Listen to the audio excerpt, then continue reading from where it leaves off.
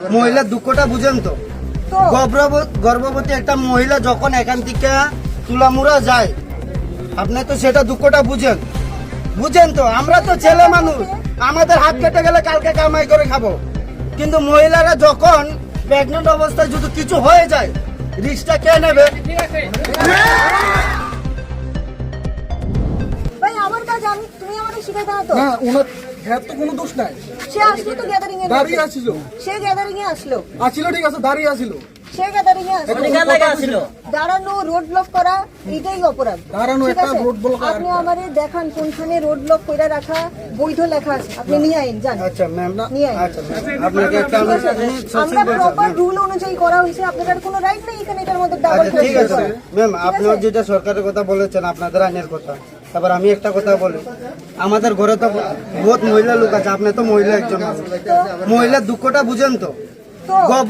গর্ভবতী একটা মহিলা যখন এখান থেকে তুলামুড়া যায়, আপনি তো সেটা দুঃখটা বুঝেন তো। আমরা তো ছেলে মানুষ, আমাদের হাত কেটে গেলে কালকে কামাই করে খাবো, কিন্তু মহিলারা যখন প্রেগনেন্ট অবস্থায় যদি কিছু হয়ে যায়, রিস্কটা কে নেবে? আপনি তো একজন মহিলা, আমার যেটা সত্যি আপনি উত্তর দিয়েছেন, আমি একটা প্রশ্ন করলাম, এটার উত্তর দেন। আপনি তো একজন মহিলা, তো মহিলাটা যদি কিছু হয়ে যায়, কে নিবে রিস্ক? আমি তো একজন না, সিম্পল, আমি একজন পুরুষ লোক, ওই মহিলাটাকে বিয়ে করে ওর ভরসায় আমি বাঁচি।